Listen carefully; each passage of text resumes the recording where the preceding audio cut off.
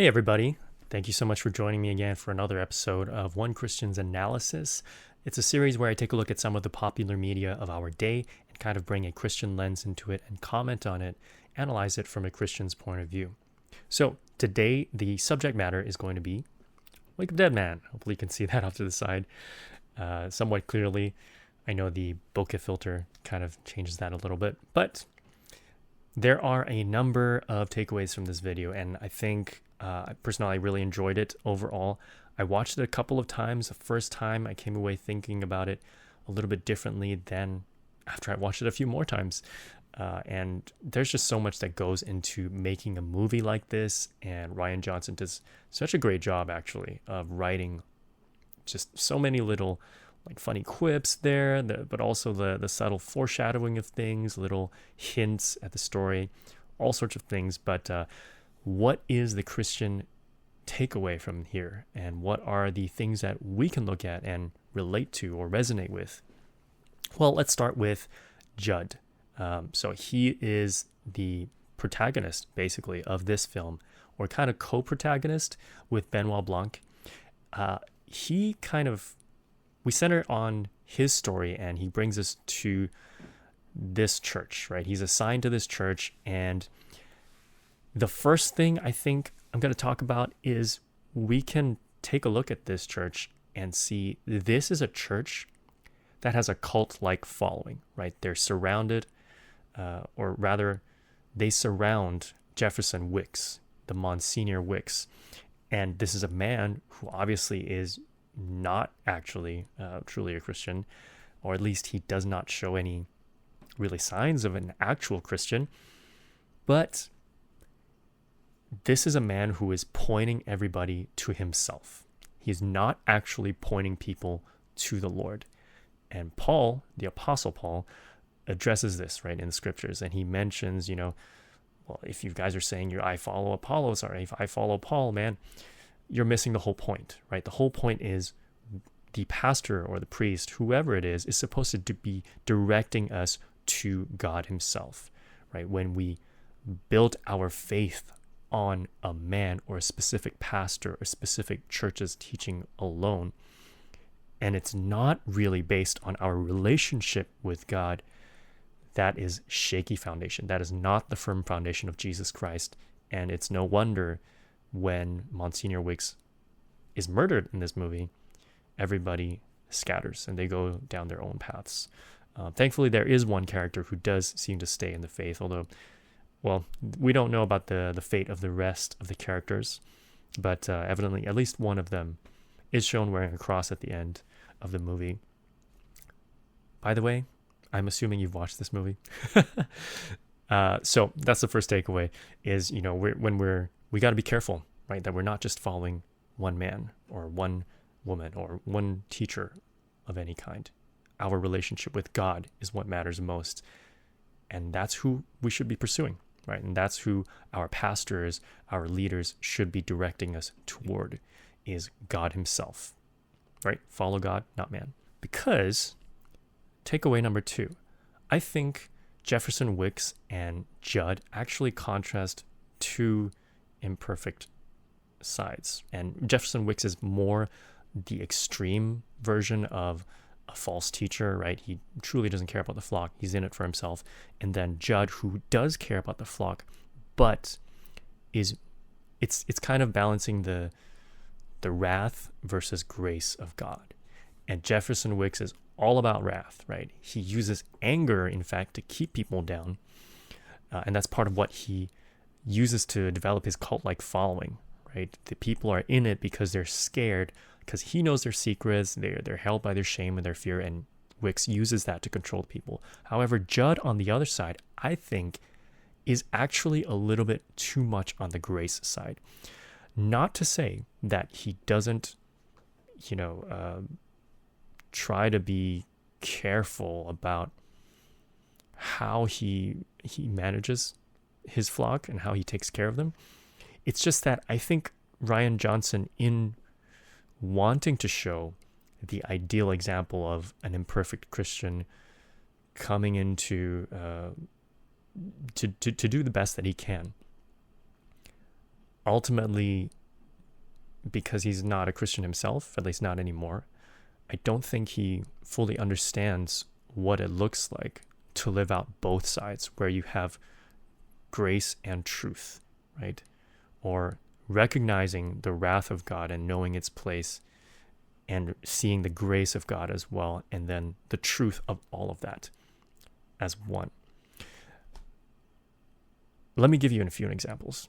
So Jud's foolish grace, right? This is kind of takeaway number 3. He's got his heart in the right place, right? He hides the flask, right? And it's only later revealed, through Benoit Blanc's detective activity and having Jud write out all of his experience, that, okay, actually he hid the flask. His reasoning is from a good place. His heart is in the right place. He's trying to protect Samson, the person that he calls the one good person in this place.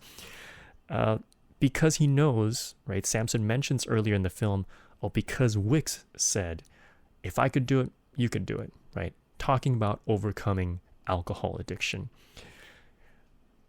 Jud, having this in mind, is thinking, okay, I'm going to spare this guy, right, from stumbling.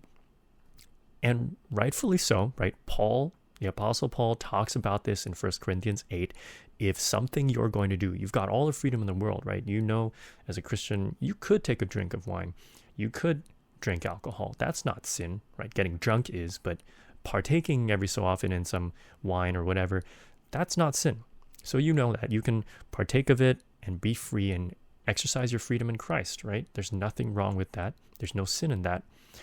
But if it causes your brother or sister to stumble, that's where you draw the line, right?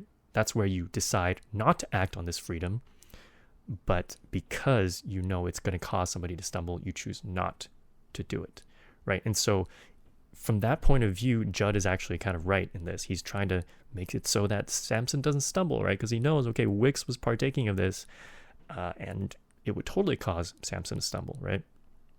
But you're interfering with detective work. You're interfering with the authorities trying to do their job. You're interfering with justice, right?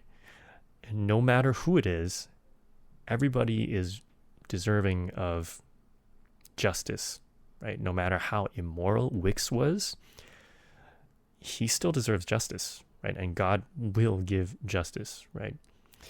Even for an immoral man such as himself, murder still needs to be brought to light, right? The fruitless deeds of darkness need to be exposed, actually. And so Jud is kind of doing a double whammy, even though he's trying to, protect Samson, but he is obstructing justice, and actually he's just, he's covering up the fruitless deeds of darkness instead of exposing them, as Paul commands us to do. So that's a couple things. His heart is in the right place, but he's doing the wrong thing. The second example of this is when he is realizing along the way, when he's trying to figure things out with Benoit Blanc, that maybe he's become a little bit vindictive in this search for the murderer. And he kind of has this, what he calls a road to Damascus moment, right? Where he realizes, wait a minute, my heart's not in the right place right now. And Benoit Blanc, you know what? This is your game.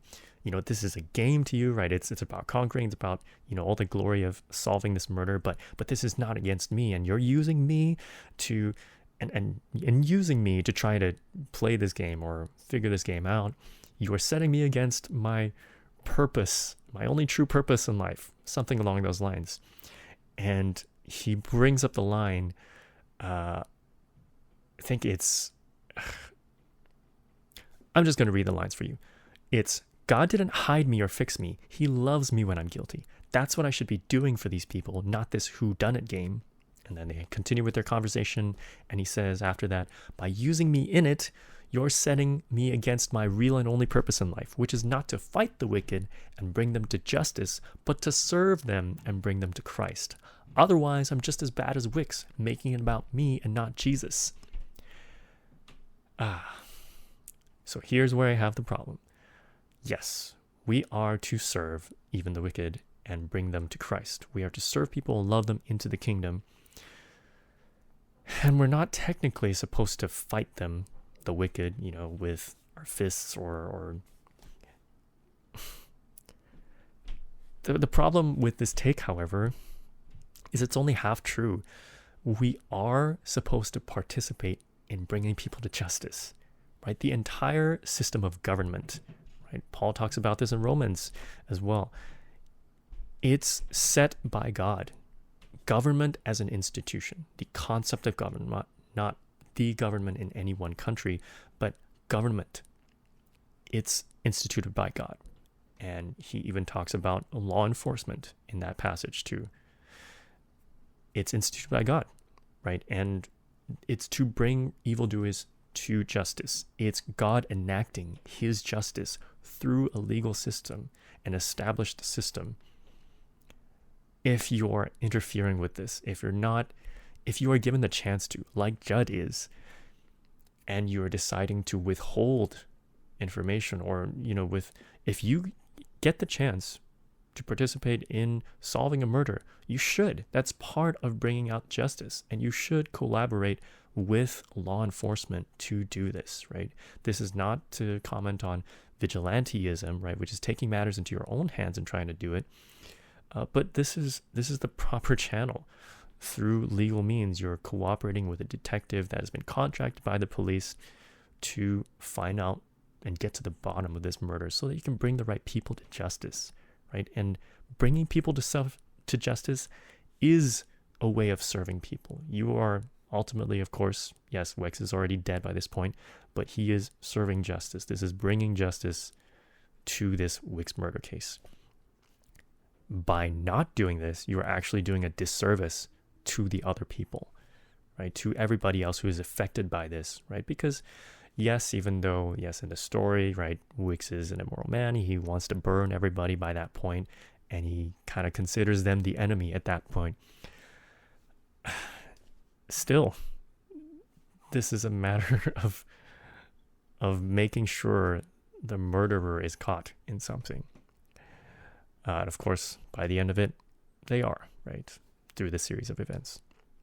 But either way, I think at this point, yes, Jud is right in repenting and saying, okay, I think I'm paraphrasing, but what I got from it is he felt vindictive, right? He felt like he was taking matters into his own hands and he was trying to force this outcome. And he realized it was creating a rift between him and the people he was shepherding. But I think there honestly is room for both, right? Obviously, you'd have to be very nuanced, but you can definitely still be serving these people and still find out who the murderer is. It's difficult, right? But you just kind of have to be open and honest. But of course, this is a movie. Things play out a little bit different, right? The people in it, they're characters. They're not actual people. So you can do both, right? God's way is hardly ever, I think, just this extreme or that extreme. It is somewhere in the middle where somehow both are satisfied at the same time. But that takes a lot of discernment. Also, to backtrack a little bit for Samson, right? If he was concerned about causing Samson to stumble, how about solving the murder, right? Giving all the evidence to the police and all that, helping them. And then after that, counseling, directly helping Samson, which I'm sure he would have done, right? And it's not 100% of a chance, that somebody is going to stumble if they find out, oh, this guy who I really counted on to be my bedrock, by the way, that's also a problem because he's following this man and not God. Because of him, if you're so concerned that this is going to happen, you can follow up with that person. You can have those one-on-one meetings. You can point them to Jesus. You can point them to how to pray, the scriptures that you might use, the practical things. Heck, have them go to Alcoholics Anonymous or whatever it is, right? There are so many things that can be done after that to care for that person. It's not a one and done for sure that they will stumble. So anyway, there are issues, I think, with the actions that he chooses. But this, again, is an imperfect man, and he is trying his best, right? And you can see the heart in him. And so for that, I think that's a good example for us, right? That's a reminder for us. God doesn't call us to be perfect, but he does call us to be willing and able, right? Well, actually, scratch the able part, just willing, because he gives you the ability as well after that. So the good part about it, however, is Jud does, out of his love and grace for people, end up convincing Benoit Blanc, even though Benoit Blanc it's established, right? He's clearly an atheist, right? He doesn't believe in all of this. But by the end of the movie, Benoit Blanc's heart is a little bit softened, and he gives grace to Martha to let her confess it out. And praise be to the Lord, right? Because at that point, she confesses it, and she's able to come to a place of repentance. At least it seems to be that case. And Jud is able to do his priestly duties, and he's able to shepherd his flock, this one sheep, hopefully into the kingdom of heaven, right? At least it seems that way. And so grace, obviously, we're to love people into the kingdom, unlike contrasted with Jefferson Wick's example, which is just anger and hellfire. And that's why hellfire preaching never works. It's giving half the picture again. It's all the wrath without any of the grace, without any of the love. And of course, the other extreme is not great either. But Jud, I think, is a bit more of a balanced case, even though he does err on the side of grace, which I think may or may not. I don't know. Up to you. I don't know if that's a good one or not. But I think probably we should err on the side of grace. Anyway, situation by situation.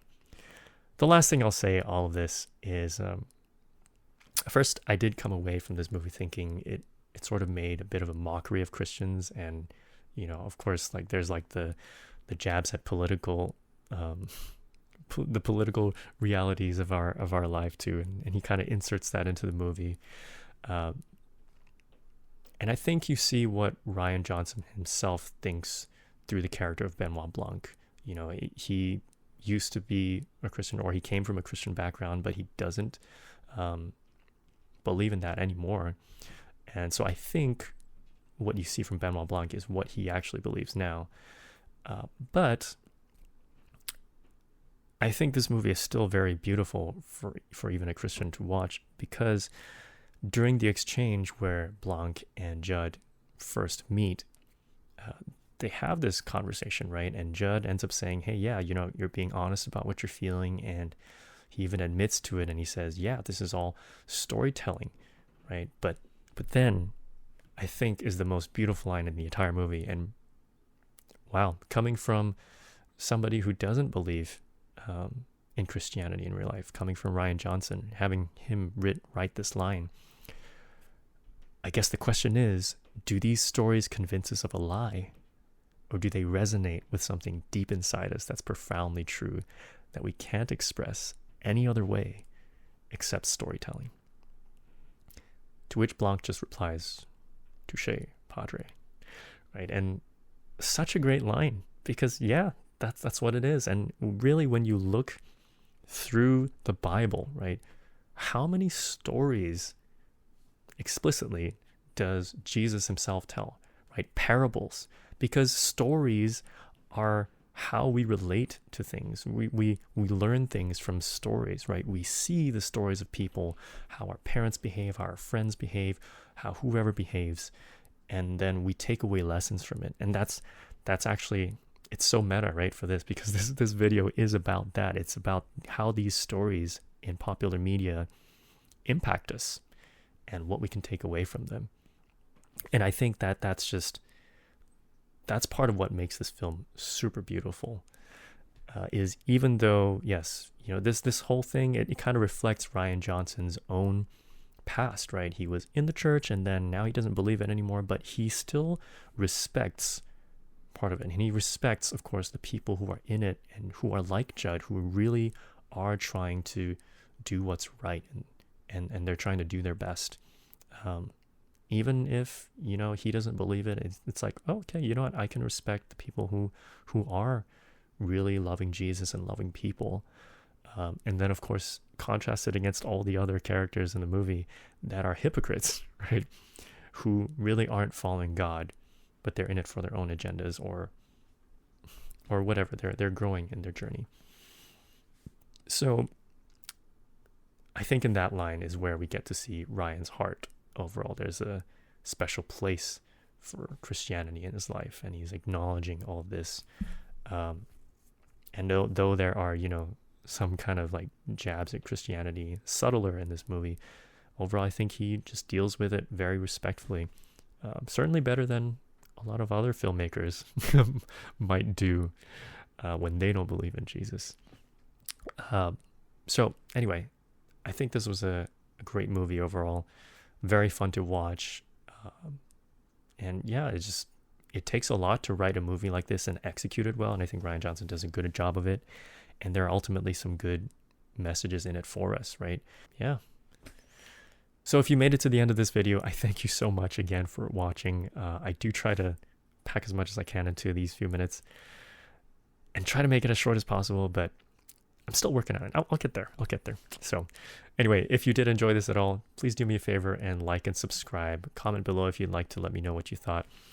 Truly, I really am grateful for your time. So thanks so much for watching. I hope you guys have all a wonderful Christmas. God bless you all. Take care. Bye-bye.